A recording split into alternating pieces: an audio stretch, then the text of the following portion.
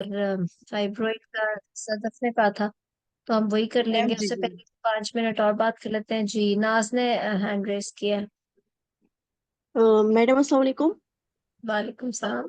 Madam ये कुछ questions थे कि हम लोग मायरिना जो है वो up to which size of uterus रख सकते हैं, मतलब 10 to 12 साइज से अगर ज्यादा हो, एडिनोमायोसिस हो, तो हम मायरिना रख सकते हैं?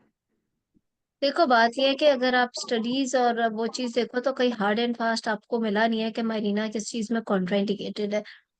लेकिन ऑफ कोर्स सब सब म्यूकोजल फाइब्रोइड्स हो या इरेगुलर कैविटी है या कोई और डेफिनेटिव कॉज ऑफ ब्लीडिंग पता है, तो ऑफ कोर्स उसमें तो माइरीना हम नहीं रखते। लेकिन ऑब्वियसली देखो, अगर 10 वीक्स तक इट्स ओके, 12 वीक्स तक, 14 is a bit too much, वो तो फिर रखते रखते ही उसकी आप ऊपर तक ले जाओ। 14 and above I think doesn't sound good कि उसमें आप मेरिना, लेकिन अगेन कॉन्ट्राइंडिकेटेड नहीं लिखा अगर कैविटी उसकी स्मूथ है, इवन 14 में भी। तो आप रख तो सकते हो, और at times it functions very well also. So ठीक है, फिर एडिनोमायोसिस में ये एक अच्छा ट्रीटमेंट हो सकता है, या एचएमडी में जो हार्मोनल कॉज का हो। ठीक है। अच्छा मैडम, पेशेंट थी, उसका 12 वीक साइज यूट्रस, उसमें कोई कॉज आइडेंटिफाई नहीं हुआ ना, तो फिर हम ट्रीटमेंट पे डिस्कस कर रहे थे कि अब इसको हम मायरिना दें, लेकिन उसका बल्कि 12 वीक्स यूट्रस साइज था।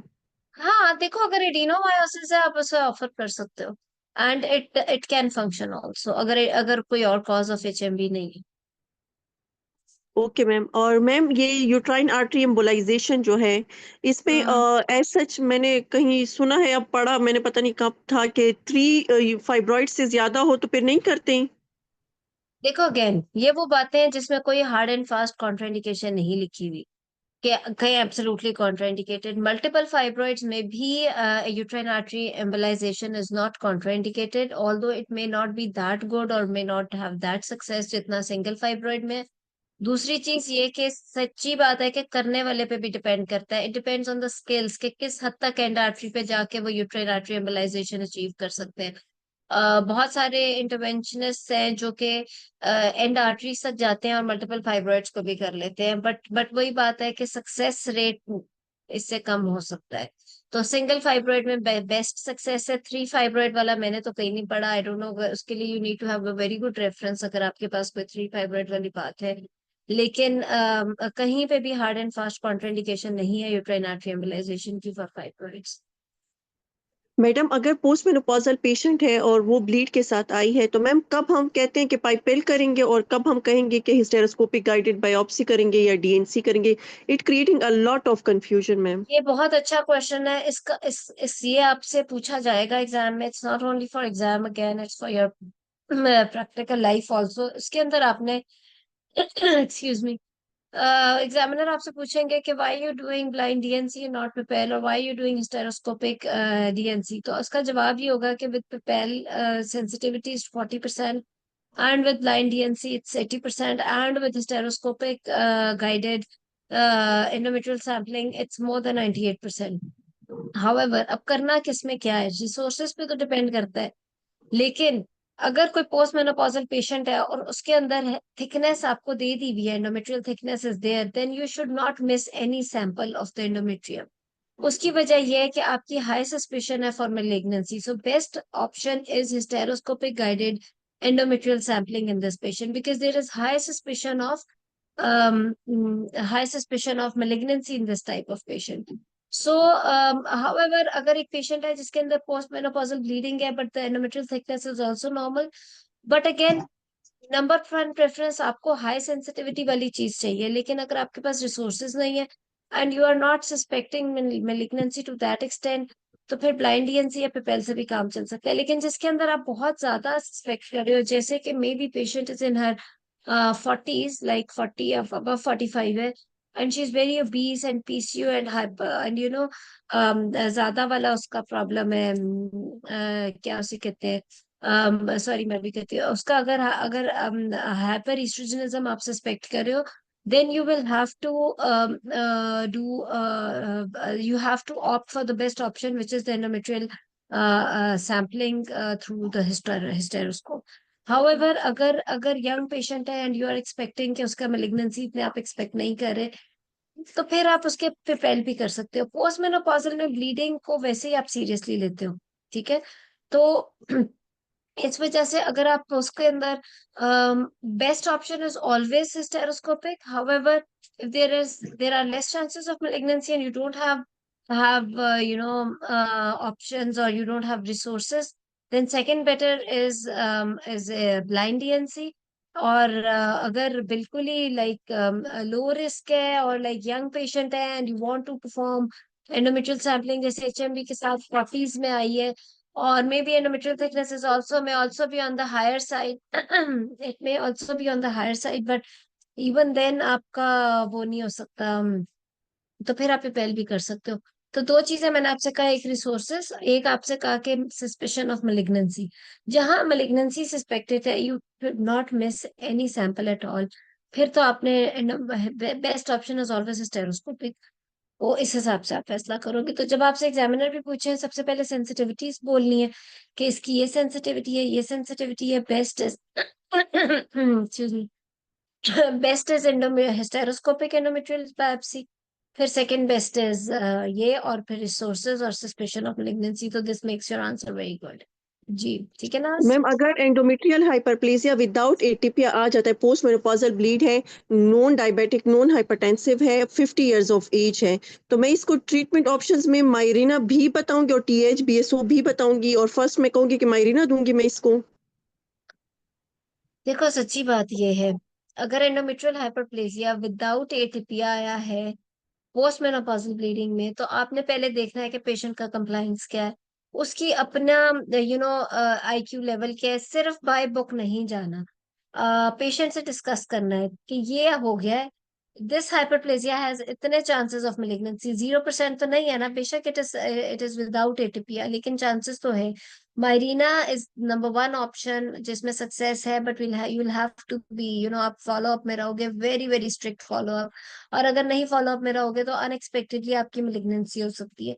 तो दूसरी ऑप्शन ये है कि आप या तो डायरेक्ट क्लियरेंस सर्जरी करा लें। अगर पेशेंट ऑप्ट करती है कि मैंने मरीना करना है, तो फिर एज बाय बुक और एज बाय गाइडलाइन, यस, फिर Mirena is number one option if she is having hyperplasia without atypia. Madam मेरा एग्जाम में सिनेरियो था, लाइव केस था मेरा पेशेंट, और वो 16 वीक्स फाइब्रॉइड साइज था उसका। तो मैंने मैडम को एक ऑप्शन GnRH भी बोली थी, फिर उसमें उन्होंने मुझे बहुत तंग किया था। तो मैडम अगर 16 वीक्स साइज फेल। का आता है। फाइब्रॉइड में आप GnRH एनालॉग नहीं बोलोगे। What is GnRH analog? GnRH analog is not as simple or an ordinary medicine. आपने जब ये मेडिसिन, आपने कोई भी ऐसी मेडिसिन बोलनी है जिससे एसोसिएटेड हमें पता है क्या साइड इफेक्ट है उसके पेशेंट के अंदर, और सेकेंडली ये कि it's not a permanent treatment for the patient, और थर्डली ये कि it's very very costly also. तो जब ये सारी चीजें, तो फिर आपने बहुत सोच समझ के बोलना है। दो तीन चीजें हैं जो एग्जाम में भी और जो रियल लाइफ में भी, रियल आपकी क्लिनिकल प्रैक्टिस में भी आपको पास या फेल करता है, उसमें से ये डिसीजन है कि आपने GnRH एनालॉग किस पेशेंट में देना है, नंबर वन। नंबर टू, ये अगेन हार्मोनल ट्रीटमेंट किस में देनी है, और नॉन हार्मोनल या सर्जिकल किसकी तरफ जाना है। नंबर थ्री, ऑप्स में कहाँ डॉपलर कराना है, कहाँ नहीं डॉपलर कराना। नंबर फोर, MRI या CT गायनी में कहाँ कराना है और कहाँ नहीं कराना। इस चीज की तो क्लैरिटी है। हैपहैजर्डली आप बोल नहीं सकते हो कि GnRH एनालॉग, या मैं इसमें MRI कराऊंगी या मैं इसमें CT कराऊंगी, हैपहैजर्डली। इसी तरह क्लिनिकल प्रैक्टिस में आप हैपहैजर्डली नहीं बोल सकते हो। सो GnRH एनालॉग, जब आपने फाइब्रॉइड में बोला, you have to be very very clear. देखो, जब आपने मेरे से क्वेश्चन किया अबाउट ब्लाइंड DNC और स्टेरोस्कोपिक गाइडेड और प्रिपेयर, तो मैंने बात शुरू की इंसिडेंसेस से कि ये इसकी सेंसिटिविटीज है, ये मेरी प्रेफरेंसेस है। इस पर्टिकुलर पेशेंट में कंसिडरिंग हाई रिस्क और नॉट हाई रिस्क, मैं मेरी अगर मेरी रिसोर्सेज भी नहीं है, तो मैं इन लिमिटेड रिसोर्सेज में कंसिडरिंग द पेशेंट सिनेरियो, मैं क्या इसके लिए बेस्ट सेलेक्ट करी।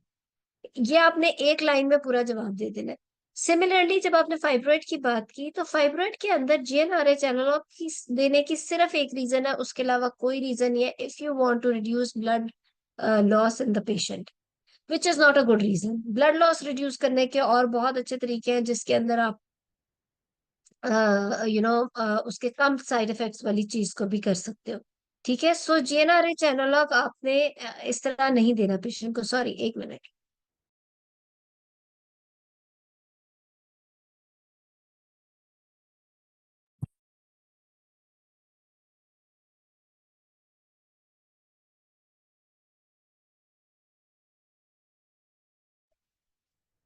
मैं आपको ये बता रही थी कि फाइब्रॉइड के अंदर आपने जीएनआरएच एनालॉग का बात तब करनी है जब आपने ब्लड सप्लाई रिड्यूस करना है, और वो भी आप ना तो सर्जरी से पहले साइज रिडक्शन के लिए देते हो, ना ही आप पेशेंट की, ऑफ कोर्स फाइब्रॉइड की ट्रीटमेंट के लिए जीएनआरएच एनालॉग है। तो GnRH analogue, in other words, exam में खुद से नहीं बोलना।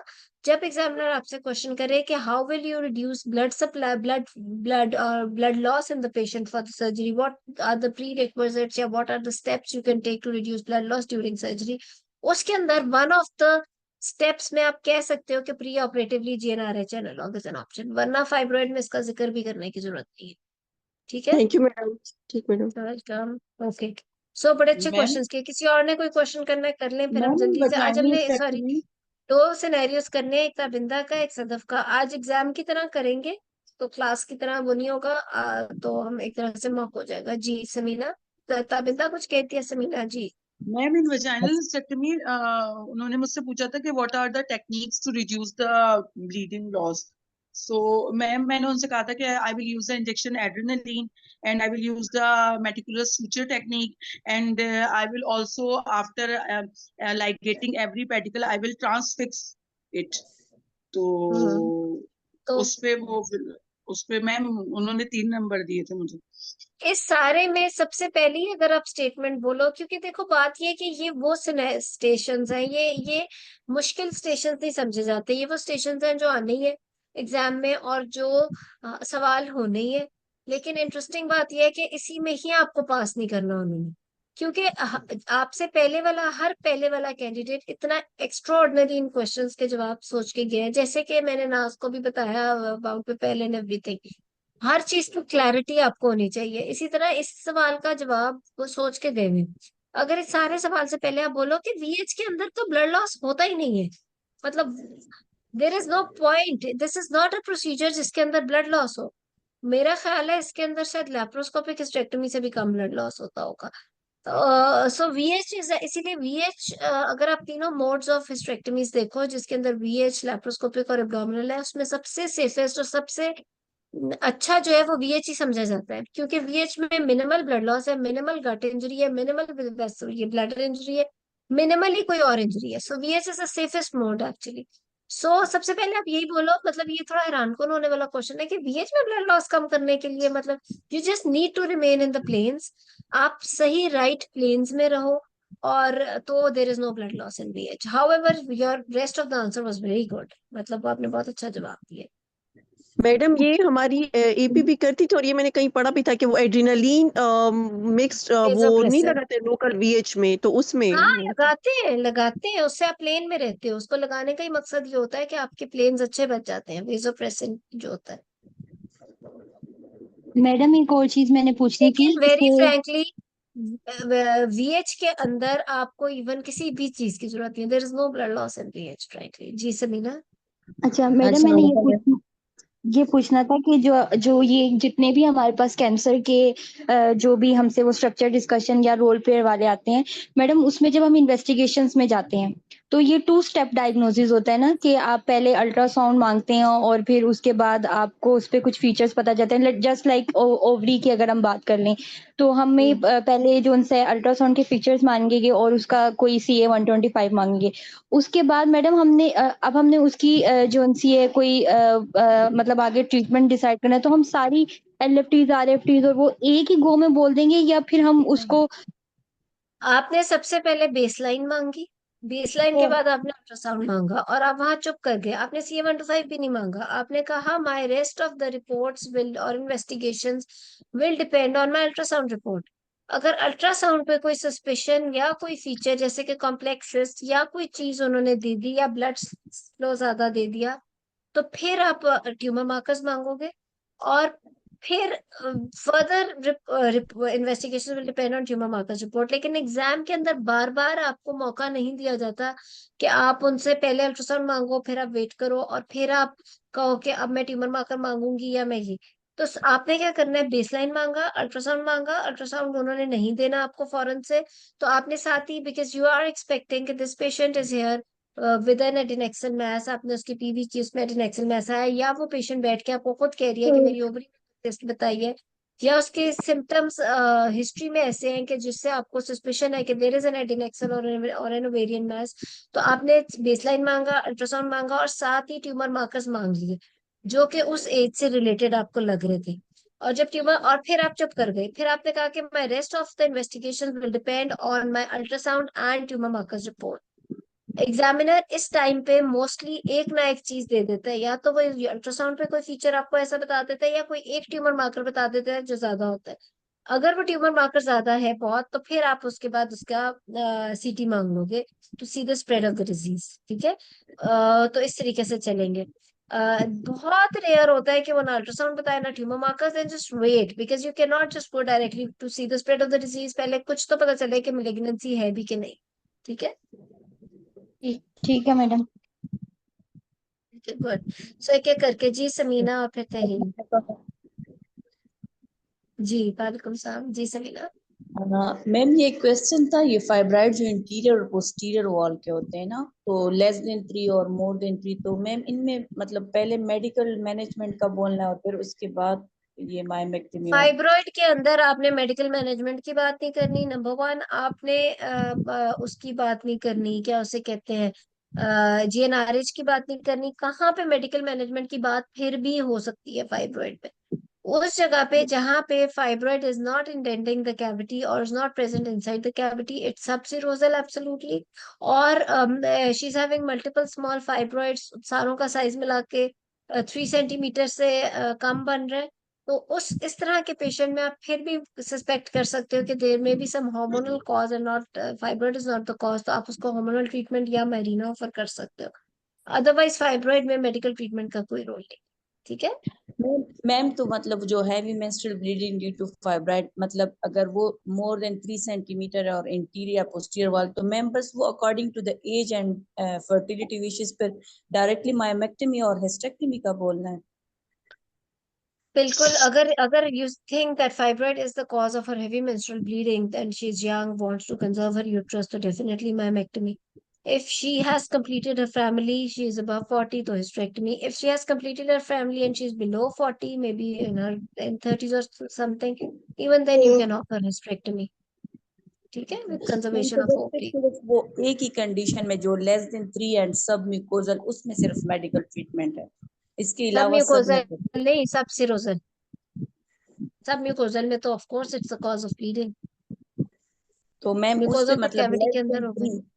हाँ लेस जी, देन 3 जो सब म्यूकोजल होते हैं उसमें हम मेडिकल सिर्फ ट्रीटमेंट देते सब हैं, विच इज म्यूकोजल, नॉट। सब म्यूकोजल में फ्यू मिलीमीटर भी हो तो इसकी मायोमेक्टमी होगी। सब सिरोजल बाहर की तरफ, not inside the cavity. If the fibroid is inside the cavity, definitely it is causing bleeding. Okay, thank you ma'am. किसी ने लिखा है नाइस गाइडलाइन में लिखा हुआ है सब म्यूकोजल में, you need to share it, I don't think so. Submucosal fibroid with HMB should be treated surgically. Madam जी, फाइब्राइड के एंटीरियर और पोस्टीरियर फाइब्राइड के इंसियन वॉल डिफरेंट होते हैं? पहले जमाने में कहा करते थे कि अगर पोस्टीरियर वॉल फाइब्रोइड है तो आप इंटीरियर से जाओ और फिर कैविटी खोलो और फिर पिछली cavity posterior wall of the cavity खोलो और फिर वहां से निकालो fibroid. But now it is not like this. आप अब पोस्टीरियरली इंसिजन देते हो, प्रेफरेबली यस साइड। इसका टाइप ऑफ इंसिजन डिफरेंट हो सकता है कि पोस्टीरियरली आप वर्टिकल देते हो, एंटीरियरली आप हॉरिजॉन्टल इंसिजन देते हो। उससे ओवरऑल सूचरिंग और पोस्ट ऑपरेटिव एडिशंस में फायदा हो जाता है। अस्सलाम वालेकुम मैडम। एक सेकेंड।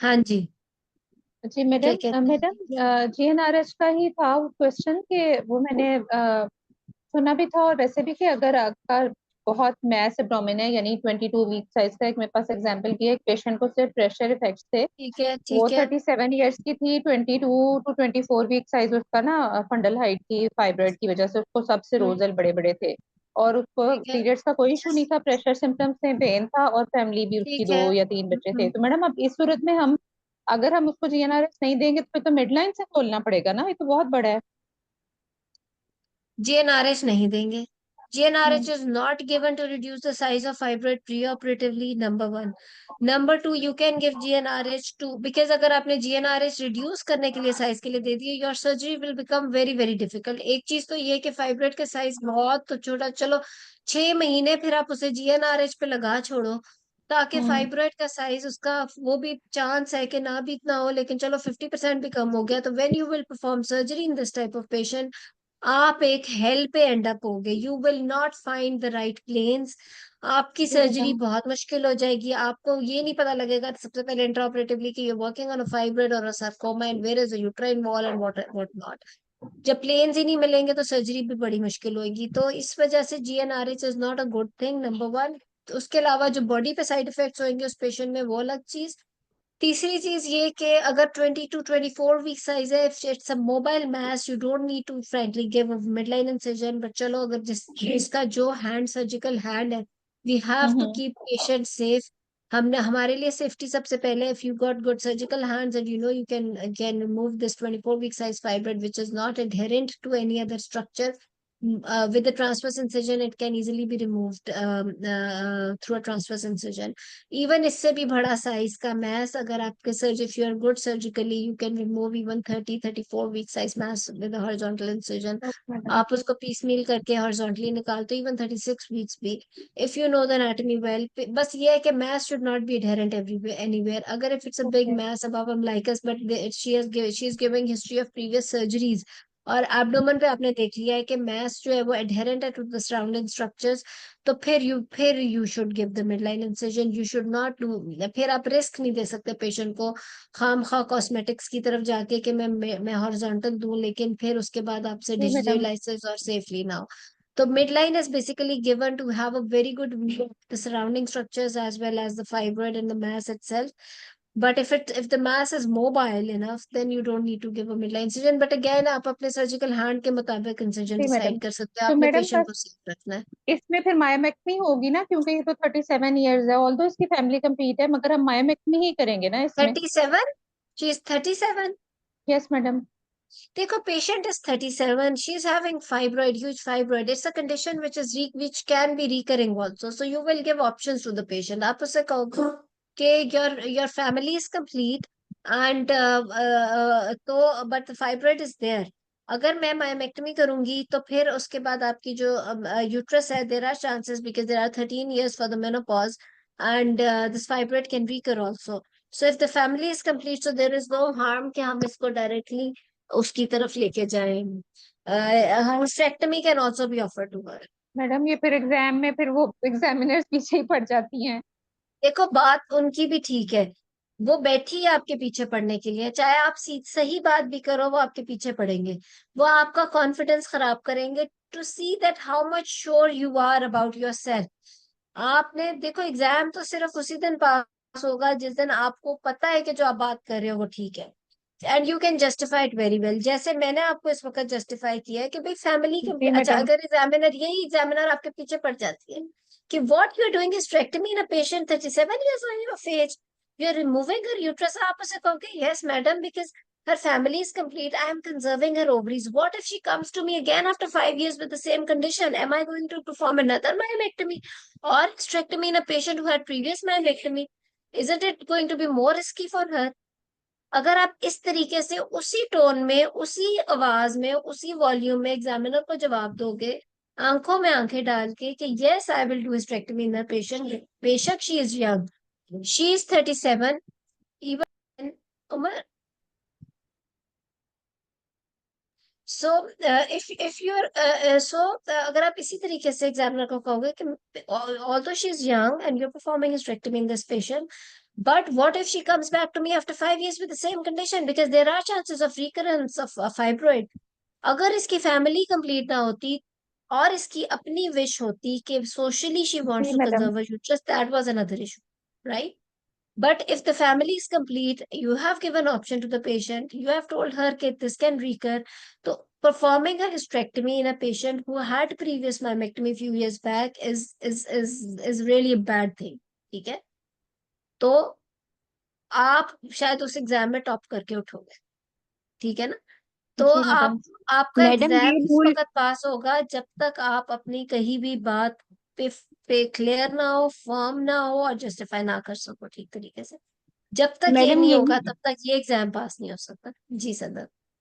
मैडम यही रूल पॉलिप फाइब्राइड पॉलिप के अंदर भी हम यही रूल कर सकते हैं, अगर पेशेंट की फैमिली कंप्लीट है और वो मतलब जस्ट लाइक 47 की एज के आसपास है और पेशेंट खुद भी डेफिनेटिव जो ट्रीटमेंट मांग फाइब्रोइड रही है। पॉलिप है ना, this is also very interesting question. Fibroid polyp जो है ना सदर, वो हम रिमूव ओपन सर्जरी से नहीं कर रहे, वो हम शायद लैप्रोस्कोपिकली भी नहीं कर रहे, we are doing it through resectoscope, जो कि if not a major surgery और माइनर सर्जरी तो मॉडरेट लेवल की तो सर्जरी है, मेजर नहीं है।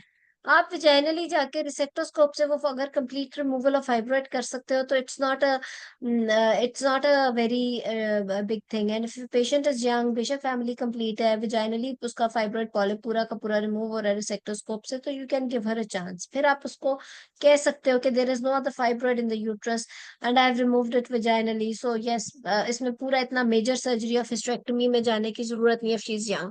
However, if she is above 45 or above 40 and she's having a fibroid in the mucosa, फिर तो जाहिर बात है, फिर आप because after 40, तो पहले तो 40 के बाद कह देते हैं, 45 के बाद कहते हैं, फिर हाइपरप्लेजिया के चांसेस भी ज्यादा होते हैं। तो थोड़ी सी भी एल्डरली एज ग्रुप में आप उसको हिस्टेरेक्टमी ऑफर कर सकते हो। But if she is less than 40 and she is having, her family is complete but only single submucosal small fibroid which can be removed vaginally through a resectoscope, तो फिर आप उसके अंदर डायरेक्ट हिस्टेरेक्टमी का ना भी कहो, फिर नंबर 1 पे आप hysteroscopic resection of that fibroid कह दो, और फिर आप फर्दर डिस्कस कर सकते हो। अगेन मैडम इसके अंदर अगर सिंगल फाइब्रोइड है, फैमिली कंप्लीट है, तो आप यूट्राइन आर्टरी एम्बोलाइजेशन की ऑफर भी कर सकते हो। जी मैडम एक और क्वेश्चन था डीएनसी का कि डायग्नोस्टिक डीएनसी अगर 40 अबव एज है पेशेंट की और उसमें हमें स्ट्रक्चरल कोज एचएमबी हो रही है या एयूबी हो रही है उसको पेरीमेनोपॉजल एज में और उसका फाइब्रॉइड है, फैमिली कंप्लीट है, हम हिस्टेरेक्टमी प्लान कर रहे हैं इसकी डेफिनेटिव सर्जरी, तो उसमें हमने पहले डायग्नोस्टिक डीएनसी मांगनी है एग्जाम में या नहीं? 40 के अबव तो नहीं, 45 के अबव तो है कि बेशक फाइब्रॉइड भी है या कोई और कॉज आपको मिल गई है एचएमबी की, तो आपने जरूर कराना है। आपने उसके अंदर बिफोर प्रोसीडिंग फॉर हिस्टेरेक्टमी आपने उसकी एंडोमेट्रियल सैंपलिंग करनी है so that you can take decision for oophorectomy. Less than 45 में नहीं जरूरत, और 30s में तो अगर बोल दोगे एग्जाम में ओके तो आई मैडम, थिंक उसमें पास भी शायद ना हो सको। So thank you 30s madam. में डायग्नोस्टिक एंडोमेट्रियल सैंपलिंग का जिक्र बिल्कुल नहीं जरूरत, क्योंकि इन 30s she will not have endometrial carcinoma. In a very very exceptional cases वो भी आपको जस्टिफाई करना पड़ेगा कि my patient is having very high BMI, she is having PCO, she is having diabetes, she is at such a high risk of endometrial hyperplasia और CA, इस वजह से मैं इसकी जो है ये कराऊंगी, ठीक है? तो 30s में वैसे ना ही बोलना एंडोमेट्रियल सैम्पलिंग, वरना मारे जाओगे। 45 जी से ऊपर बस, ठीक है। अब तो 45 से ऊपर है, पहले 40 से ऊपर होता था, तो 45 से ऊपर, यस। अस्सलाम जी मैम। मैम मैंने एक वालेकुम क्वेश्चन सलाम। पूछना है मैम, ये जो हमारे पास फिगो स्टेज 3 वाला फाइब्राइड होता है इंट्राम्यूरल, जो कैविटी के अंदर नहीं आ रहा होता, अगर कौन सा, सल्फर फिर से बोले?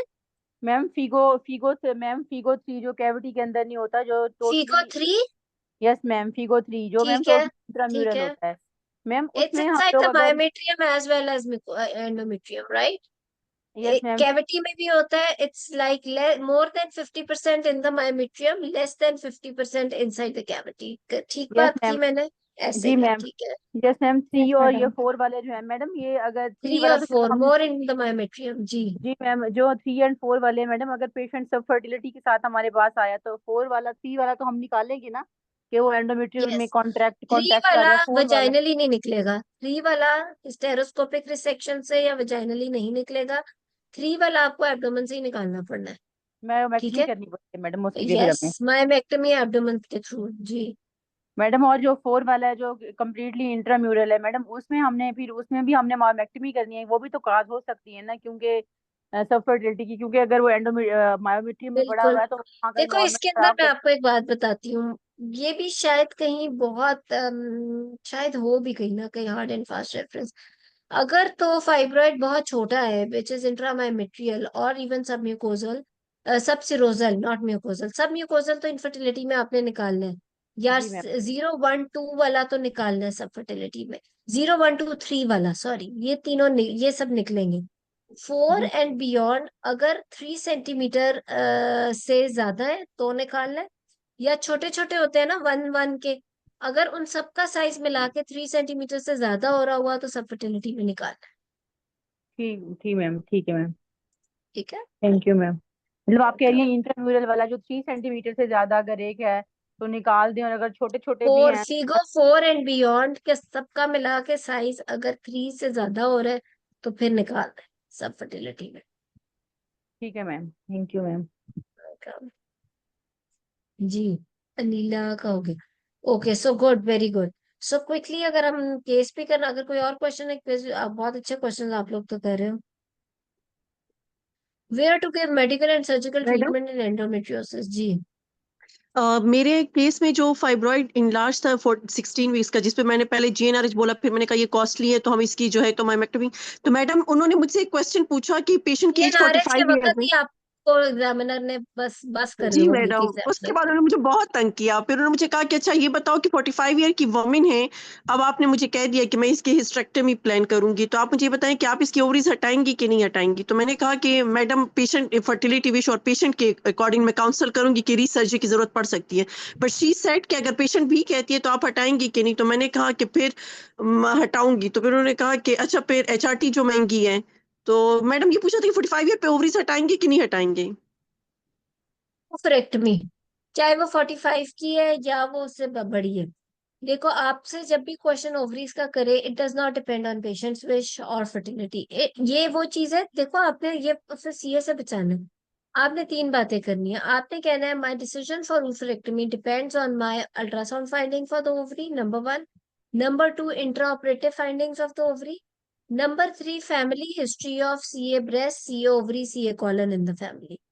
अगर पेशेंट इन तीनों में से कोई एक चीज भी हुई, यानी कि आप हिस्टेरेक्टमी करने जा रहे हो पेशेंट की 45 एंड अबव की, और उस पेशेंट की अल्ट्रासाउंड में कॉम्प्लेक्स सिस्ट है डू टीएलएच बीएसओ, अगर एक पेशेंट की आप हिस्टेरेक्टमी करने जा रहे हो 40s में या 45 एंड अबव में स्पेशली, और उस पेशेंट की family history of CA breast positive है या सी ओवरी पॉजिटिव है, डू ओफरेक्टमी एज वेल।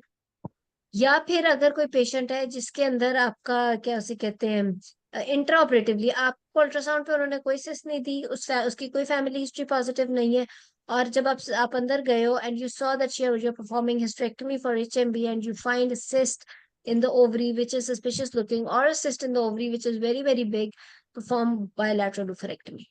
ठीक है। सो बात ये है कि ये फैसला आपका है, ये पेशेंट का फैसला नहीं है कि उसने ओवरीज निकलवानी है या नहीं, या उसकी फर्टिलिटी से भी रिलेटेड नहीं है। जब हिस्टेरेक्टमी हो रहा है फिर तो फर्टिलिटी वहीं खत्म हो गई ना।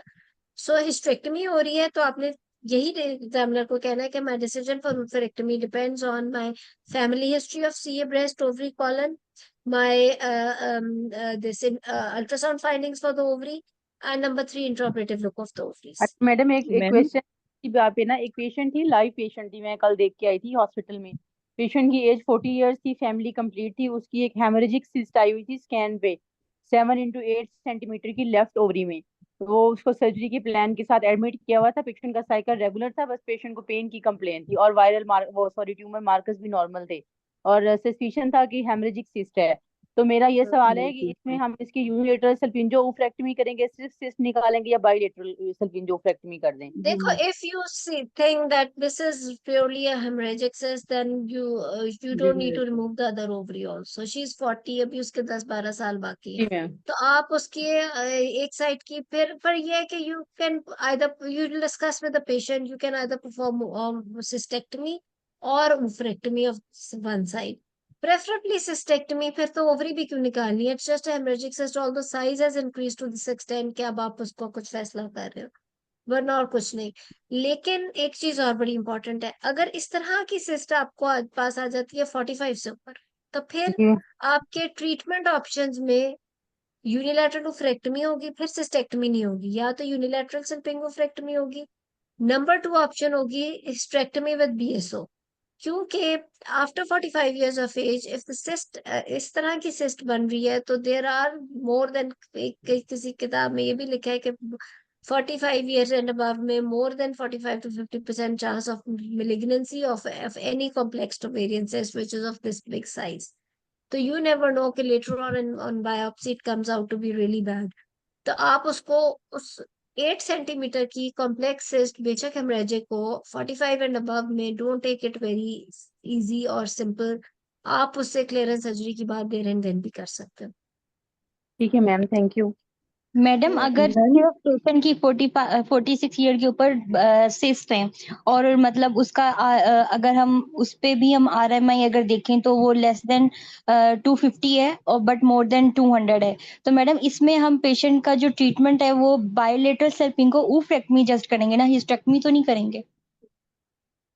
Risk of malignancy index pre menopausal में बहुत ज्यादा सिग्निफिकेंट नहीं होता. उसके अंदर ज्यादा M और B रूल वाला जो चलता है काम वो बेहतर होता है. बट अगर आप RMI के मुताबिक चलना चाह रहे हो तो देखो यस 46 ईयर्स ऑफ एज है और बायलैटरल कॉम्प्लेक्स सिस्ट है, तो फिर मैं यही कहूंगी कि उसके अंदर वैसे तो गाइडलाइन में आपने ठीक कहा है कि लिखा हुआ है बायलैटरल सल्पिंगोफ्रेक्टमी ओनली. वो इसलिए लिखा हुआ है क्योंकि आप क्यों उसे इतनी मेजर सर्जरी और मॉर्बिडिटी से एक्सपोज करो. लेकिन बात यह है कि आप उसको कॉम्प्लेक्स सिस्ट को तो निकाल दोगे बट उसके अंदर आपको सेकंड सर्जरी करनी पड़ सकती है. वही बात है कि 45 के बाद there are high chances that that complex cyst comes out to be malignant on histopathology report. So why are you conserving uterus in a patient above 45 years of age जिसके अंदर दोनों ओवरीज भी निकाल दी हैं, तो एक ही गो में क्लियरेंस सर्जरी कर दो. तो you just need to discuss with the patient and give her options. उसे आप क्लियरली बताओ कि कॉम्प्लेक्स सिस्ट है जो कि बहुत अनलाइकली है 45 के बाद बनना, नहीं बनी चाहिए क्योंकि और and reaching to the size of 8 centimetre या बायलैटरल कॉम्प्लेक्स सिस्ट है. So what are you waiting for? Why are you just doing bilateral salpingo-oophorectomy? Just do hysterectomy with BSO. That is what we do in our wards. Have you ever performed only BSO in a patient? नहीं, ठीक है ऐसे ना. ही वो है. क्यों? वो इस वजह से क्योंकि what if the biopsy comes. देखो गाइडलाइंस बहुत अच्छी बनी हुई है और वो दो तरीके से बनती है गाइडलाइन. एक तो ये बनती है पेशेंट की बेस्ट सेफ्टी. सर्जिकल प्रोसीजर होना चाह रहे हैं, ऐसा प्रोसीजर हो जिससे कि इसकी बेस्ट ट्रीटमेंट हो जाए, keeping her safe from every possible morbidity. दूसरी चीज बनती है उनके रिसोर्सेस को देख के, क्योंकि ये हम लोगों ने गाइडलाइन नहीं बनाई हुई, ये RCOG की गाइडलाइंस है. उनके रिसोर्सेस को देख के वो मिनिमली इन्वेसिव तरीके से BSO कर देंगे, बायोप्सी आएगी. अगर खुदा ना खास्ता मेलिग्नेंट भी आ गया, they can always take back patient and do hysterectomy और व्हाटएवर एटसेट्रा एटसेट्रा. पेशेंट्स उनके समझ रहे हैं, उनका एक पूरा एक तरीका है जिसके थ्रू स्टेप बाय स्टेप वो जाके डिसीजन हो रहा है पेशेंट के ऑप्शंस देके. हमारा इस तरह नहीं है. हमारी तो पेशेंट BSO करा के चली गई तो पता नहीं बायोप्सी की रिपोर्ट भी लेके आएगी कि नहीं, राइट? सो दैट इज ऐसे ही वाई है. आपने एग्जाम में वही बोलना है जो आप अपने वार्डों में देखते आए हो, जो आप अपनी ट्रेनिंग में करते आए हो. आपने जो है ना वो नहीं करना. अब you have never performed although BSO होती है हो सकती है, लेकिन you have never perform BSO like this, right? So हाँ अलबत्ता एक ऐसा जरूर हो सकता है कि यू आर परफॉर्मिंग, ये बड़ा एक रेयर केस मैं आपको बता रही हूँ, वो भी सिर्फ इसलिए क्योंकि अब आपने एक सवाल कर लिया मेरे से. ऐसा जरूर हो सकता है कि पेशेंट की बायलैटरल सिस्ट है complex, she had multiple previous surgeries for endometriosis. Now again there are bilateral endometriotic cysts, and when you enter or you have put in the port or the camera or abdominal surgery में or whatever, and you realize that इतनी dense adhesions है हर चीज की, गट और हर चीज की, कि maybe if you reach the uterosacrals for hysterectomy you may end up in rectal injury or anything. बहुत ज्यादा चांस है. तो फिर आपको नजर भी आ रहा है एंडोमेट्रियोसिस ही है, आप उसकी चलो BSO फिर कर लेते हो कि चलो don't touch the uterus much because it's too much full of adhesions कि उसकी क्वालिटी ऑफ लाइफ जो मैं खराब करूंगी कल को, तो चलो ओवरीज ही जब निकल जाएंगी तो एंडोमेट्रियोसिस भी खत्म हो जाएगा और एटसेट्रा एटसेट्रा. तो that may be the only condition जिसमें आप डिस्कस कर सकते हो सिर्फ BSO. But other than that अगर आप बायलैटरल कॉम्प्लेक्सेस के लिए भी जा रहे हो in 45 year and above patient, better to the clearance surgery. Ma'am uterine artery embolisation में जो है मैम मैंने ना MRCOG की बुक्स में पढ़ा था, कुछ एग्जामिनर्स ने मुझे बताया था कि वो इंडिकेशन देते हैं कि if the patient has pressure symptoms if the patient is Jehovah Witness, and if she don't have fertility wishes, then we can go for the uterine artery embolization. So, ma'am, can we apply this?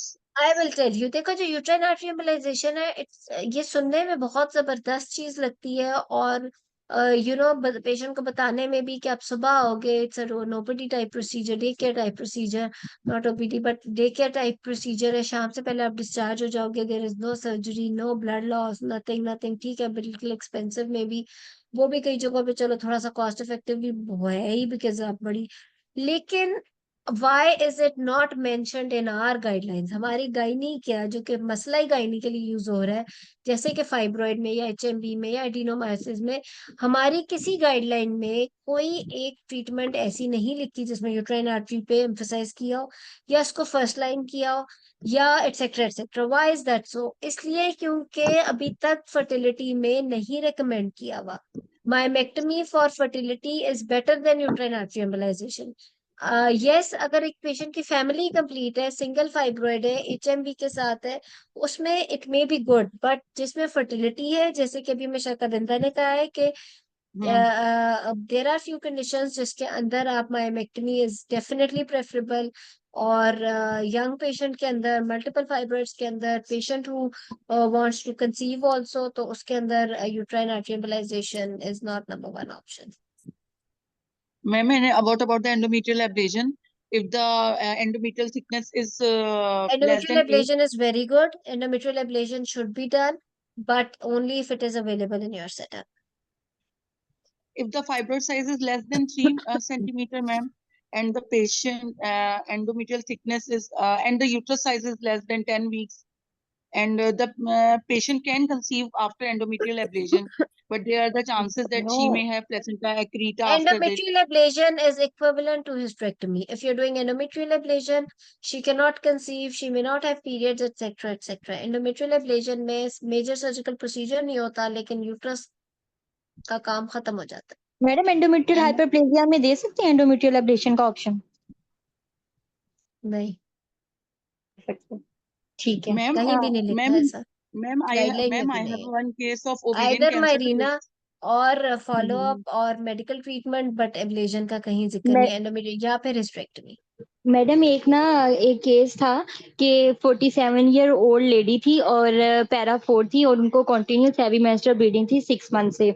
उनका endometrial thickness 19 mm थी, उसके ऊपर क्या कहते हैं endometrial sampling के ऊपर, तो उसके ऊपर हाइपरप्लेजिया विदाउट एटीपी आया। तो पेशेंट ने कोई पहले मतलब ऐसे सीओसीपी 6 मंथ पहले 3 मंथ्स के लिए सीओसीपी ली थी। अब ये 47 ईयर ओल्ड है और इसको 2 पैक्सल ट्रांसफ्यूजन हुई थी 6 से 9.4 HP पे। अब मैडम इस सिनेरियो में हम पेशेंट को हाइपरप्लेजिया विदाउट एटीपीआ में मैडम हम फर्स्ट ऑप्शन महीना की देंगे या हम डायरेक्ट ही जंप कर जाएंगे टीए के ऊपर? इस पेशेंट में जिसकी एचबी पहले ही 6 पहुंच चुकी है, जो पहले ही मेडिकल ट्रीटमेंट एक ट्राई कर चुकी है, and she is having hyperplasia on the biopsy, what are you waiting for? पहली ऑप्शन शुड बी हिस्टेरेक्टमी। आप क्या उसको हिडन ट्रायल पे लगाओगे? पहले 6 से उसने ब्लड लगवा के 9-10 पे एचबी लेके आई है, आप कहोगे चलो अब मैं मायरीना रखती हूँ। मायरीना, देखो मायरीना इज नॉट 100%। मायरीना आपने रख दी, 3 महीने वो एचएमबी करके आपके पास फॉलोअप के लिए आई है ताकि आप उसकी रीसैम्पलिंग करो, तो पता चला रीसैम्पलिंग से पहले एचबी फिर 6 हुई भी है। ये तो आप उसकी सेहत के साथ खेल रहे हो। अब एक पेशेंट 6 पे इतने ब्लड लगवा के 40+ उसकी एज है और उससे भी ऊपर मतलब उसका हाइपरप्लेजिया भी आया हुआ है, तो first option should be hysterectomy. However, you can conserve ovaries because she is young, hyperplasia without ATPI, और दूसरी चीज अगेन फैमिली हिस्ट्री और अल्ट्रासाउंड फाइंडिंग और इंट्रा फाइंडिंग ऑफ ओवरी सब ठीक है तो ओवरी बचा लोगे, but number 1 option should be hysterectomy. Number 2, अगर वो पेशेंट सोशल इश्यूज के लिए कहती है कि मैं नहीं हिस्टेरेक्टमी कराऊंगी, तो फिर उसे प्रोज एंड कॉन्स बता के मायरीना की ऑप्शन दी जा सकती है कि आपको दोबारा ब्लड लॉस हो सकता है, 3 महीने बाद भी हम हिस्टेरेक्टमी पे एंड अप हो सकते हैं, एटसेट्रा एटसेट्रा। मैडम सीओसीपी तो इसका वो मैनेजमेंट बनता ही नहीं ना था, इसलिए मैंने ये पूछा कि शायद पहले हमें प्रोजेस्टेरोन मतलब मेडिकल मैनेजमेंट हम इसको फिर भी ठीक है। और मैडम अगर कोई भी पेशेंट ऐसे ओरली मेडिसिन खा रही है उसको रिस्पॉन्ड नहीं कर रहा तो हम उसमें मायरीना पे नहीं जाएंगे, वो चाहे कोई भी केस लिखा कहीं, ऐसा कहीं नहीं लिखा। अच्छा, कि फेल्ड मेडिकल ट्रीटमेंट में मायरीना कॉन्ट्राइंडिकेटेड है, ऐसा तो नहीं लिखा, आप मायरीना दे सकते हो। हाउएवर वही बात है, देखो एक पेशेंट मेडिकल ट्रीटमेंट ले लेके ब्लड लगवा लगवा के आपके पास आई है तो उसे फिर हिट एंड ट्रायल पे नहीं कर सकते। लेकिन अगर एक पेशेंट का एचबी ठीक है, उसने ब्लड नहीं लगाए, एचबी इसलिए ठीक है क्योंकि वो आयरन भी लेती रही है, बट वो मेडिकल ट्रीटमेंट लेती रही है, उसको आप मायरीना ऑफर कर सकते हो। ठीक है मैडम। Okay, ठीक है, ma'am, so ma'am, if a every young, patient is going to be different. इसीलिए ma'am, if a अब जो young girl, टॉप्स का एग्जाम है ना, it's not about book, it's about all the हर पेशेंट एक दूसरे से फर्क है। आपने हर it's not even about the guidelines absolutely. जैसे मैंने कहा कि हमने अपने पेशेंट को देख के फैसला करना है, क्या ये वापस फॉलोअप पे आ सकती है या नहीं आ सकती है। हमारे सोशल इश्यूज और है, हमारे हॉस्पिटल के रिसोर्सेज और हैं। I don't think endometrial ablation is being done anywhere in the Pakistan yet. हम लोग एंडोमेट्रियल एब्लेशन नहीं करते because endometrial ablation is not simple burning the endometrium, it's burning the endometrium up to particular depth. उसका instruments अलग होते हैं। तो और सेकेंडली इसलिए भी नहीं हम करते बिकॉज हमारा फॉलोअप्स थोड़े मुश्किल होते हैं, हमारा उस तरह का सिस्टम नहीं है। सो वी प्रेफरेबली जिसके अंदर एंडोमेट्रियल एब्लेशन करनी हो, फिर हम कहते हैं कि चलो we should do the hysterectomy हम करते हैं। तो इस वजह से सो आपने in other words in short बोलना वो है जो आप वार्डों में देखते आए हो, जो आप करते आए हो ट्रेनिंग में, क्योंकि वही सही है और क्योंकि हमारे सेटअप्स में वो बेस्ट और सेफेस्ट है for the patient which is being done not only presently but कि उसकी फ्यूचर के लिए लॉन्ग टर्म भी सेफ्टी है उसके लिए। तो इस वजह से एक नई चीज ऑल ऑफ अ सडन बोल के फंस जाओगे। अब जैसे किसी ने ma'am, 16 वीक्स पे जीएनआरएच बोल दिया, हालांकि हमने तो वार्ड में कभी नहीं किसी पेशेंट को जीएनआरएच लगाया fibro, we don't do it at all. इसलिए नहीं करते क्योंकि नहीं होना चाहिए। ठीक है, तो वो ऐसा नहीं एकदम से नई बात बोल देनी एग्जाम में, फिर खुद ही फंस जाए बंदा। ma'am, if a young girl present with the ovarian cyst, ma'am, ये भी एक एग्जाम का रिकॉल है। If a 13 क्या year old girl, ma'am, if a 13 year old? 13 year girl with ma'am ये एग्जाम में पूछ रहे थे कि अगर आपका पेशेंट है 13 साल की बच्ची है, उसको ओवेरियन सिस्ट है, तो फिर उसको कैसे मैनेज करेंगे, वो ये ये पूछ रहे डोलोसिस थे। वाला वेरिएंट सिस्ट का ये पूरा एक आपका टॉप मैम, आर्टिकल है मेरा मैम, ख्याल है। ma'am, I told that if it is between 3 to 5 centimeter, then we will do the conservative management and discharge. And if it is between the 5 to 7, then we will do the follow up. And if the patient develops symptoms, then we can go for the surgery. So, ma'am, is it the right answer?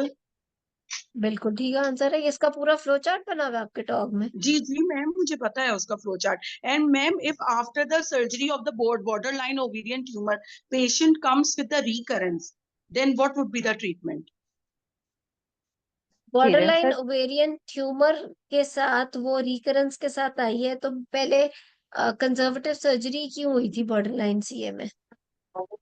Ma'am, वो और लड़की कह रही थी मेरा एक operation हुआ था, मुझे एक रसोली थी और मेरा एक ऑपरेशन हुआ था, मुझे नहीं पता क्या हुआ था, कैसे हुआ था, और मैं बस बच्चे चाहती डज थी। इट हैव और biopsy? No ma'am, and they were not giving any investigation at that time, वो तो फिर बॉर्डर इन्वेस्टिगेशन भी लाइन नहीं तो दे रहे सीए ना थे। बोलो ना, it was an ovarian, it's a recurrence of ovarian cyst. तो फिर आप उसको एज अ बिगिनिंग ही लेके चलोगे। You will get the ultrasound, all the ultrasound features done including the blood flow Doppler, you will get the tumor markers done and then decide whether it's going more towards malignant। उसका M और B rule sort out करके फिर फैसला करोगे। Ma'am, अगर diagnosis में border line आएगा तो border line is not chemo sensitive, हाँ, it is chemo resistant, then we will go for the total abdominal hysterectomy and bilateral salpingo oophorectomy. Border line कौन सा टाइप? मैम, अब मुझे इतना याद नहीं है, I don't remember There that. are different types of ovarian या tumors मैम, which सीधा are more म्यूसिनस, या sensitive or not sensitive, वो उसके हिसाब से आप डिसाइड करोगे। ठीक है, and then it depends on the stage of the disease also। Unilateral oophorectomy भी हो सकती है। ये तो पूरा सीए ओवरी का जो आपका पूरा टॉपिक है वो है ना। जी जी, टॉग आर्टिकल, ओके। ठीक है, गुड। अस्सलाम वालेकुम मैडम। मैम, वालेकुम सलाम। यही बॉर्डर लाइन ओवेरियन ट्यूमर्स में जो है वो उन्होंने लिखा हुआ है कि अगर आपको फर्टिलिटी डिजायर है पेशेंट को, तो उसमें हाँ, आप चेक करेंगे कि पेशेंट को बिल्कुल इन्वेजिव इम्प्लांट्स हैं या नॉन इन्वेजिव इम्प्लांट्स हैं। अगर एग्जैक्टली। नॉन इन्वेजिव इम्प्लांट्स हैं तो आप जो है छोड़ सकते हैं, इन्वेजिव इम्प्लांट्स हैं तो आप THBSO करें। तो मुझे ये समझ नहीं आता what is invasive implants and non invasive implants. Maybe they are talking about frozen section. Invasion तो बायोप्सी पे ही पता लगेगी। तो मैम कैसे पता चलेगा हमें कि ये इन्वेजिव इम्प्लांट्स हैं फ्रोजन और हम सेक्शन। फ्रोजन सेक्शन Ma'am, से when पता we when a surgeon is doing the surgery during the ovarian cancer, or if he is suspicious that it's borderline, so at that time frozen section करना होता है during the surgery. Yes, frozen section तो आप arrange फिर करते हो young patient में। ये मेरा पूरा ओवेरियन सीए के बड़े 2-3 वो है लेक्चर्स हैं यूट्यूब पे, काफी डिटेल में इस पे बात हुई है पहले। अच्छा मैम, ठीक है। मुझे एक क्वेश्चन और पूछना था। एग्जाम में एक पेशेंट आई थी, नली पेरिस, यंग पेशेंट थी, और एग्जामिनर ने फाइंडिंग्स में कहा था इट्स अ चॉकलेट सिस्ट।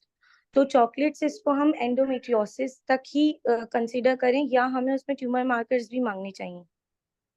देखो बात ये है, ये बड़ा एक अच्छा सवाल है। इसमें अब आपकी पूरी क्लिनिकल अप्रोच है। If there is a young girl maybe 26-30 years of age, she is married for 4 years, for example, she is nulliparous, she is already fighting for subfertility. Now on ultrasound there comes to be a complex cyst, maybe 4 into 5 centimeter, all features are going for the endometriosis। तो फिर बहुत ज्यादा बात CA की तरफ लेके जाने की जरूरत ही नहीं है, ना उसके बहुत खर्चे कराने की जरूरत है।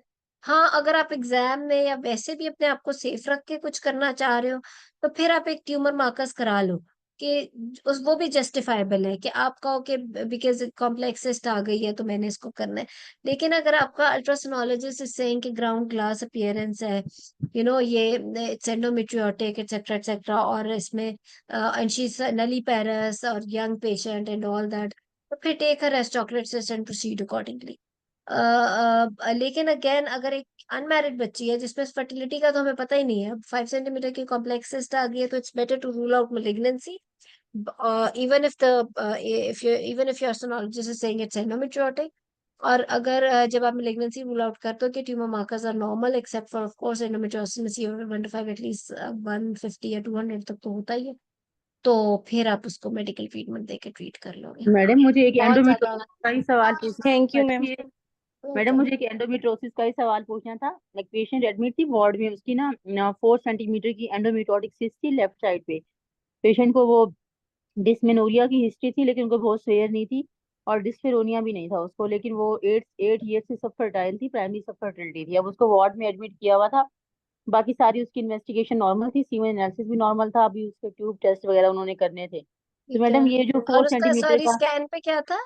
मैडम लेफ्ट साइड की ओवरी में 4 सेंटीमीटर की एंडोमेट्रोटिक अच्छा। लिखी हुई थी ग्राउंड ग्लास अपेयरेंस के साथ।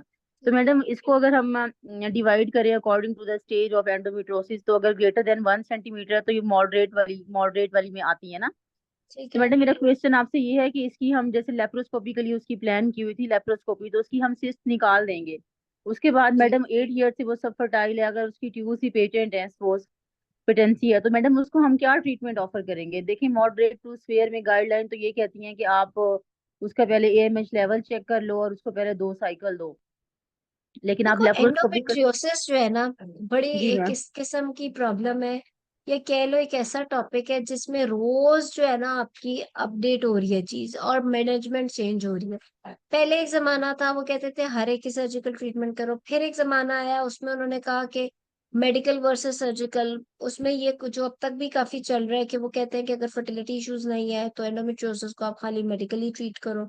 वो हम्म। चली जाती है और keep on treating her medically with of and on, उसको एमिनोरिया रखो, फिर उसको थोड़े अरसे के लिए फिर पीरियड्स कराओ, फिर उसको मेडिकल ट्रीटमेंट दो with aromatase inhibitor and progesterone only continuous, और फिर इस तरीके से। और लेकिन अगर वो कंसीव करना चाहती है तो फटाफट उसकी सर्जिकल ट्रीटमेंट करो और उसको फर्टिलिटी की तरफ करो। अब मैडम मैं आजकल इस जो एक और पर्टिकुलर चीज आ गई है, अब मैम तीसरी इस जो अब पर्टिकुलर आजकल जो में हम लेटेस्ट क्या है, मेरी ये करेंगे? बात पहले सुन लो, एक लेटेस्ट अभी इसका इस पेशेंट का भी बताती हूँ। क्योंकि ना चैट पे इससे रिलेटेड कुछ क्वेश्चंस हुए थे, इसलिए मैं ये सारी चीजें कवर कर रही हूँ। अब आजकल जो आया हुआ है वो ये आया हुआ है कि फर्टिलिटी इश्यूज में आपको सर्जरी फौरन से करने की जरूरत नहीं है। पहले तो होता था medical versus surgical, fertility issues है तो सर्जिकल, नो फर्टिलिटी इश्यूज और नो लाइक अनमैरिड और फैमिली कंप्लीट और what ever, only medical treatment, fertility issue yes go for surgery immediately और फिर fertility.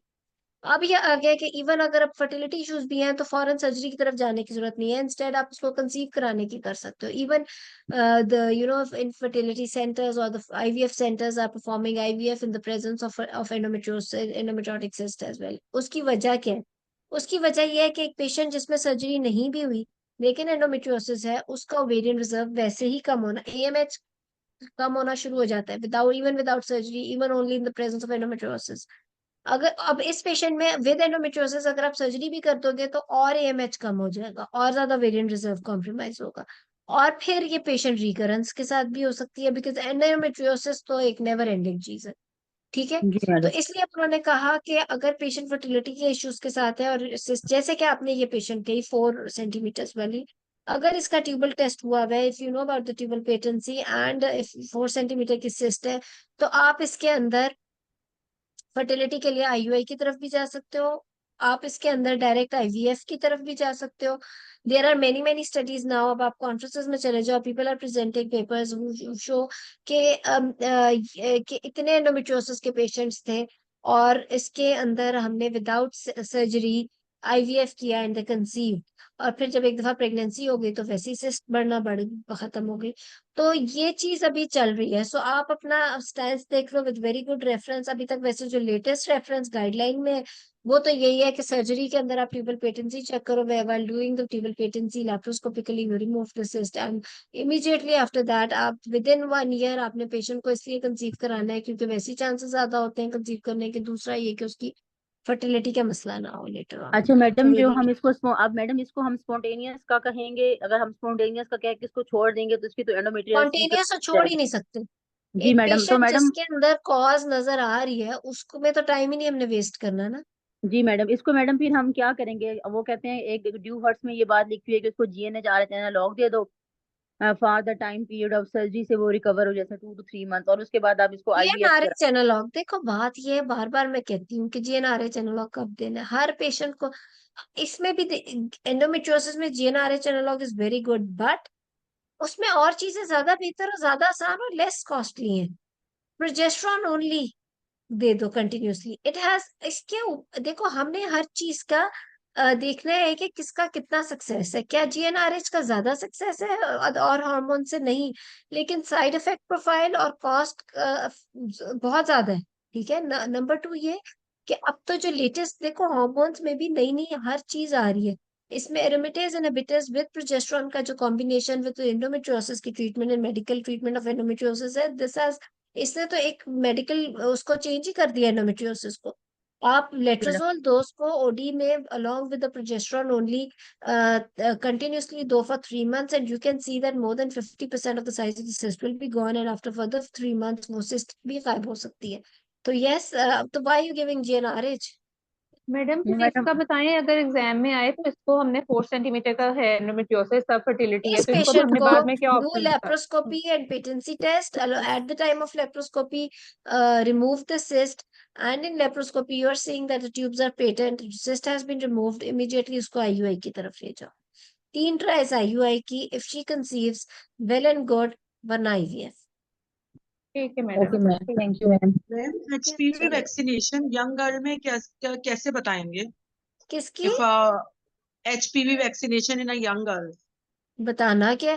Every young girl who is entering puberty after 13 years of age should be given HPV vaccine. Ma'am, so we will tell like this that HPV vaccination decreases the screening rate in the 70%, and from the age of 9 to 14 we can give the 2 doses of vaccine, one हाँ, and after that 3 doses.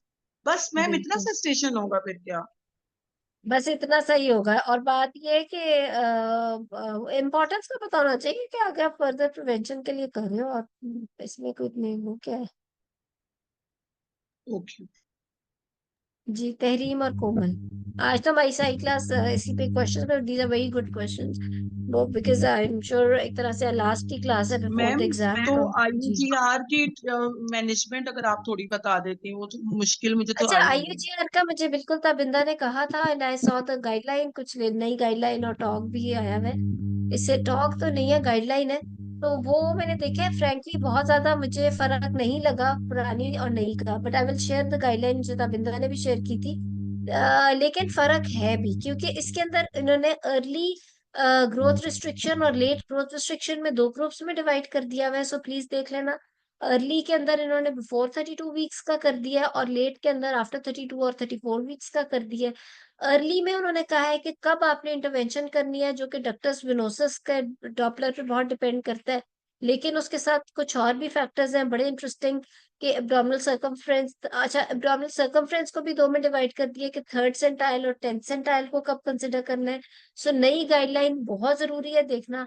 उसके अलावा जो late IUGR है या late fetal growth restriction है, उसमें भी उन्होंने किया है कि आपने कब इंटरवीन करना है, यानी कब डिलीवरी फॉरन प्लान करनी है, कि 34 वीक्स पे अगर एब्सेंट है या एंड है रिवर्स है तो आपने तब करना है, और किसको आपने 37 तक लेके जाना है। सो बेसिकली पिछली जो गाइडलाइन थी उसमें बड़ा अच्छा सा फ्लो चार्ट बना हुआ था, मुझे तो बहुत पसंद होता था कि आपने किसको, मॉनिटरिंग उसी तरह ही है, 2 वीकली ग्रोथ मॉनिटरिंग है, डॉपलर उसी तरह आपने कराना है जैसे पहले था, यूट्राइन आर्टरी का उसी तरह इंपॉर्टेंस है, अम्बिलिकल आर्टरी डॉपलर की उसी तरह इंपॉर्टेंस है, मिडिल सेरेब्रल आर्टरी की उसी तरह, एक्सेट्रा एक्सेट्रा। हाउएवर इसमें उन्होंने कुछ डिविजन कर दी हुई है, और तो ये बहुत उसी गाइडलाइन को उन्होंने मजीद और एलैबोरेट करके डिवाइड करके और बेहतर किया है। तो आई थिंक नई गाइडलाइन देखना बहुत जरूरी है।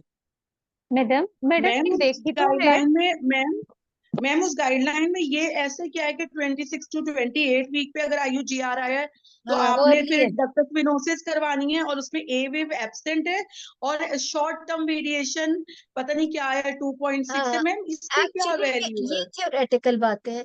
हमने ना तो 28 से पहले इंटरवेंशन करनी है, हमने क्या करना है इंटरवेंशन करके, हम तो TOP करेंगे। हमारे तो 28 24 वीक्स पे कौन सा सर्वाइवल है, 26 वीक्स पे कौन सा सर्वाइवल है, तो वो हम फिर हमारी तो वो TOP है, या खुदा ना खासा IUD हो जाएगा। ना हमने आज तक जिंदगी में, क्या हमने वार्डों में डक्टस वेनोसिस डॉपलर कराया, नहीं कराया, ये यस मैडम, थ्योरी के यही। लिए याद करके चले जाओ। Yes But madam. yes, 28 weeks के बाद we have to be very very vigilant in our setups also, क्योंकि हमने उसको किस मॉनिटरिंग से किस तरह लेके जाना है, वो सारी चीजें आपको उसमें पता चलेगा। और जो डॉपलर्स हम कराते हैं वही एग्जाम में बोल रहे हैं, वही बातें अनहोनी बात बोल के ना फिर मैडम एग्जामिनर ने भी वहीं पकड़ लेना है जी। सॉरी मैडम, आपकी बात काट रही हूँ। मैडम यही अगर IUGR आता है हमारा एग्जाम में, स्ट्रक्चर डिस्कशन आती है, तो ही हम गाइडलाइन सुना सकते हैं ना। अगर लाइव पेशेंट आ जाता है तो मैडम फिर तो हमने अपना हाँ वही लाइफ में प्रोटोकॉल तो रखना आपने है ना उसको मैडम। अपने हम तो वार्ड के पेशेंट की डक्टोसिनोसिस, तरह लेके यस जाना है। मैडम, हम तो डक्टोसिनोसिस कराते ही नहीं है।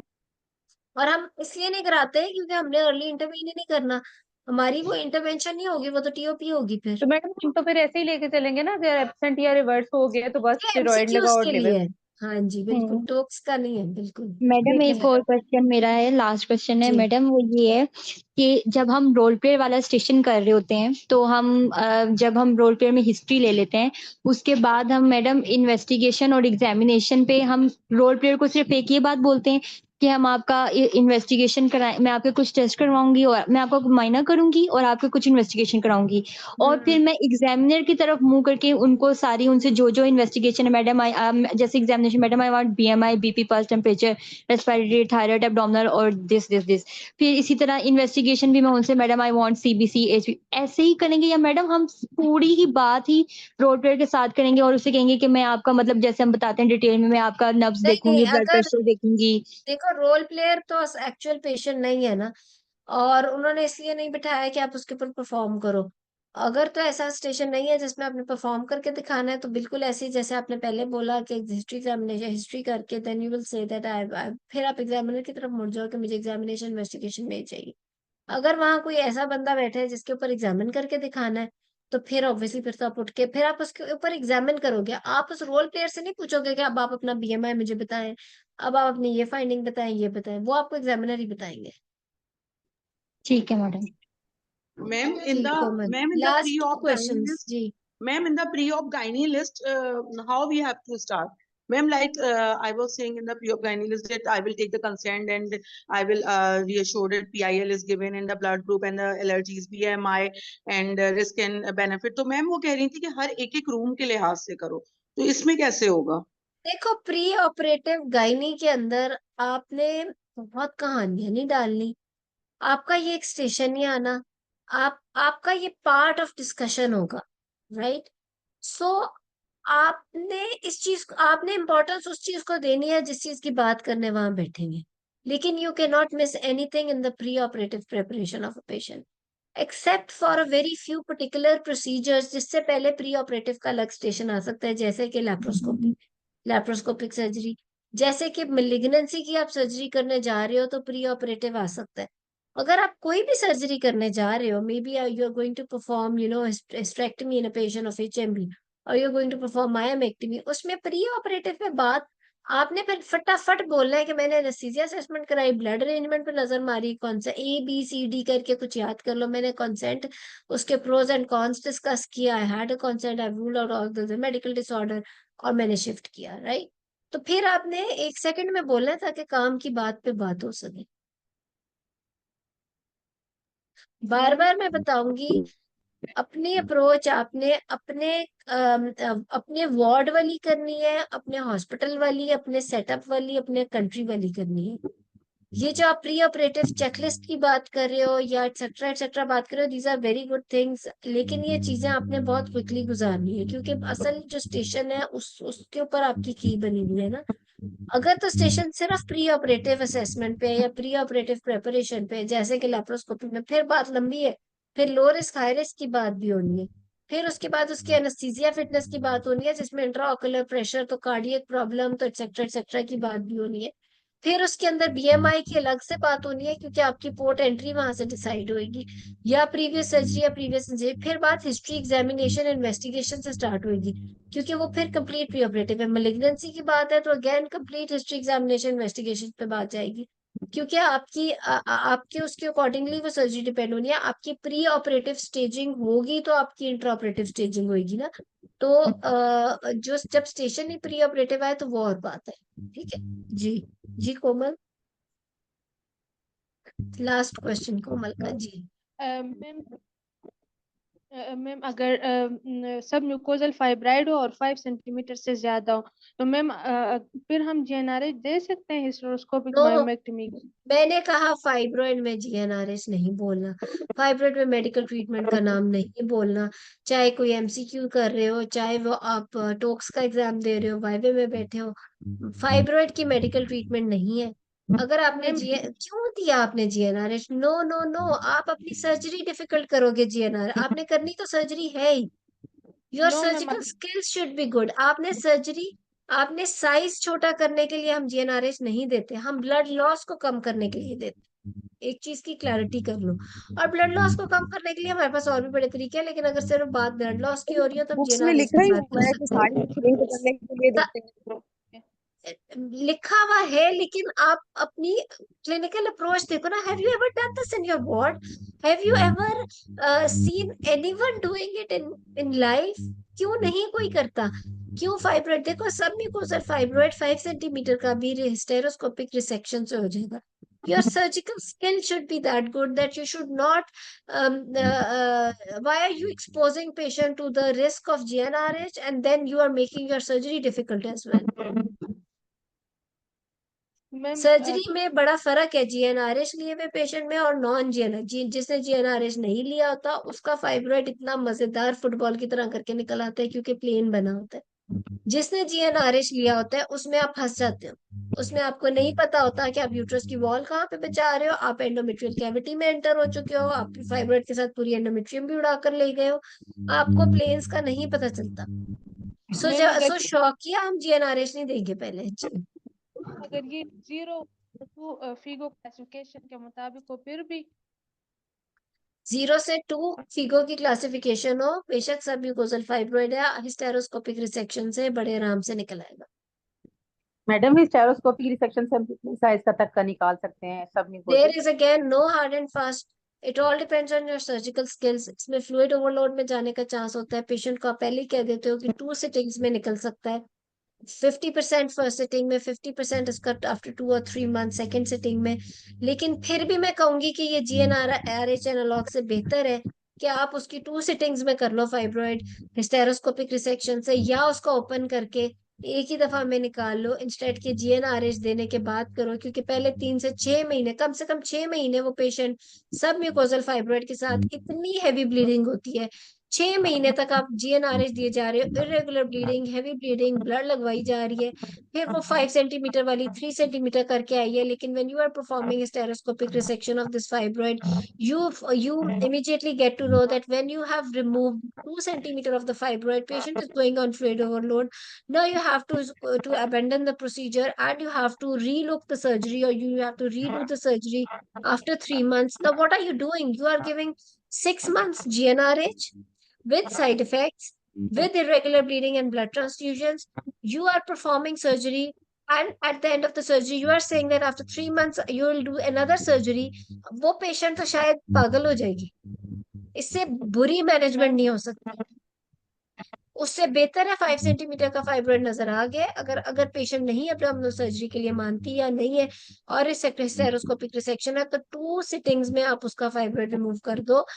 इंस्टेड के आप उसको पहले GnRH की कहानी में लगाओ, उसके side effect blood transfusion, blood loss, फिर आप उसका एक सिटिंग करो, क्योंकि देयर इज नो 100% के 3 सेंटीमीटर में एक सिटिंग में ही हो जाएगा।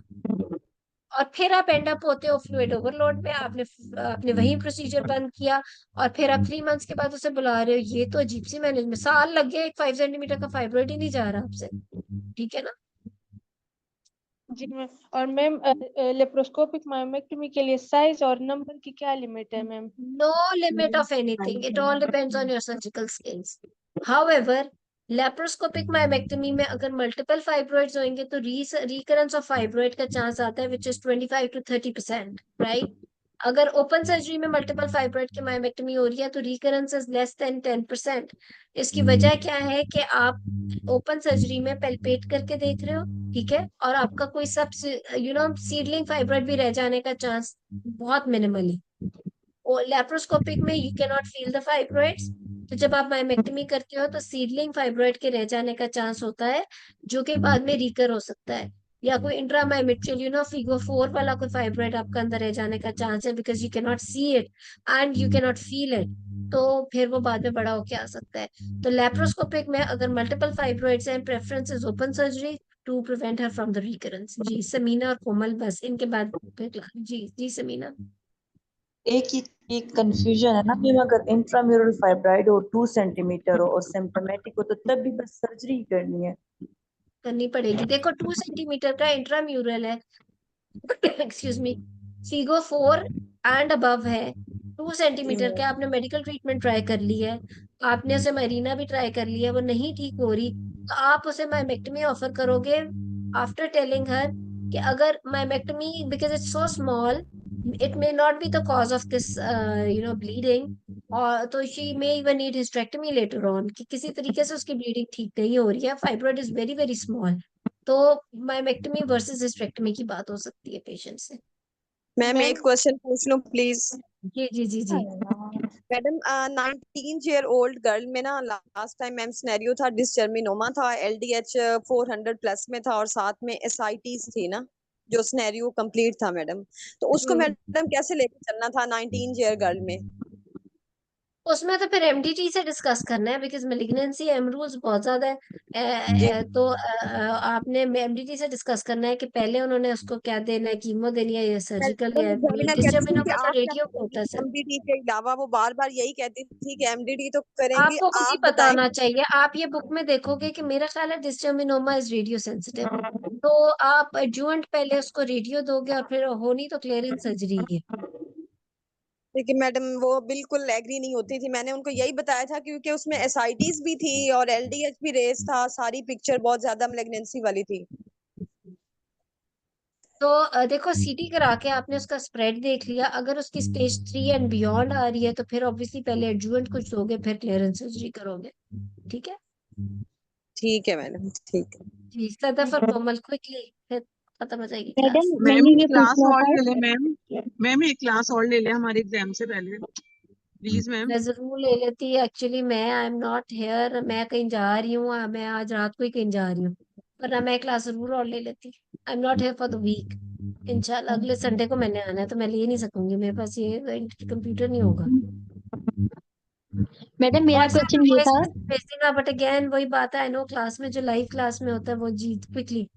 मैडम मेरा क्वेश्चन ये था कि अगर हम मायोमेक्टमी कर रहे हैं और ट्यूबल पेटेंसी से रिलेटेड ना, कि हम ड्यूरिंग मायोमेक्टमी करते हुए भी ट्यूबल पेटेंसी कर सकते हैं, उसमें मैं ये बोल सकती हूँ कि मैं ये देखूंगी कि मेरा कहीं एंडोमेट्रियम को कहीं वो ब्रीच तो नहीं, कैविटी ओपन कैविटी, हुई तो है नहीं। उसको भी तो मैं काउंटर चेक करूंगी, और दूसरा ये कि मैं इसका 3 मंथ्स के बाद दोबारा करवा के चेक करूंगी। परफेक्ट।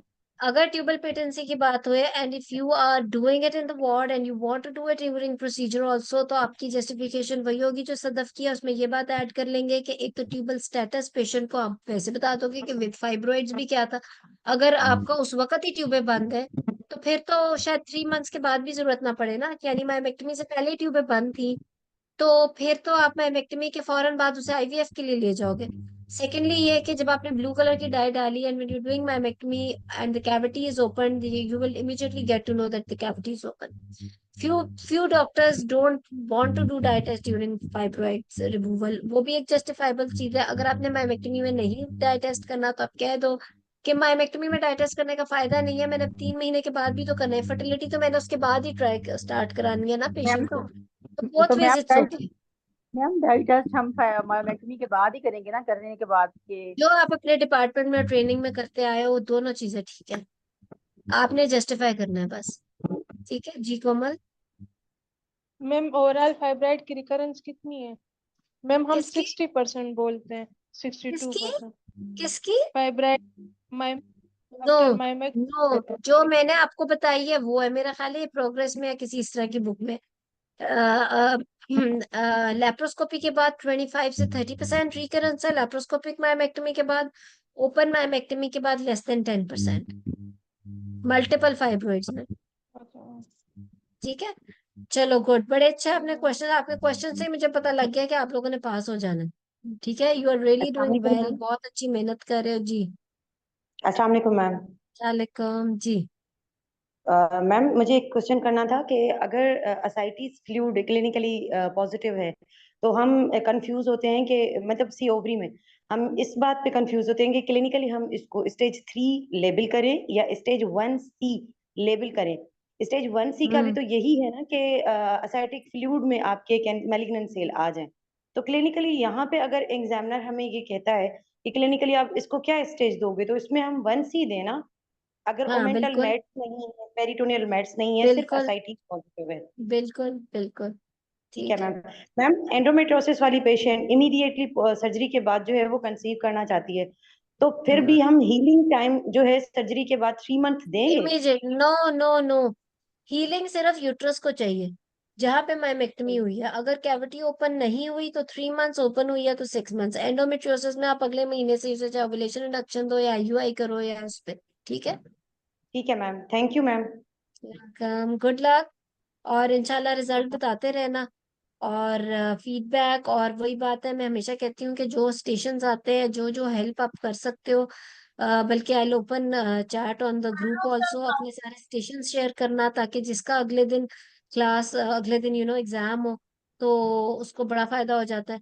कई दफा स्टेशन भी रिपीट हो सकते हैं, तो ये एक बिल्कुल सबका जारिया है, और आई थिंक इसका उस वक्त भी आपको अजर मिल जाता है, बाद में भी मिलता रहता है। तो जितनी हेल्प हो सके, जो एग्जाम दे के आए, वो टिप्स, वो चीजें keep on sharing on the group. और इससे किसी का भी भला हो गया तो बेसिकली आप सोच नहीं सकते इसका आपकी अपनी लाइफ में कितना भला हो जाता है। सो इंशाल्लाह बेस्ट ऑफ लक, मैडम और कोई मैम बड़ी दुआ एग्जाम, सब इंशाल्लाह।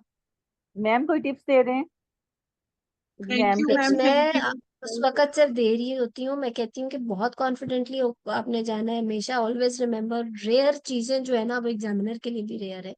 आप उस चीज पे कमेंट करो कि this is a rare thing, इस चीज के अंदर ये इट्स अ डिफिकल्ट डिसीजन।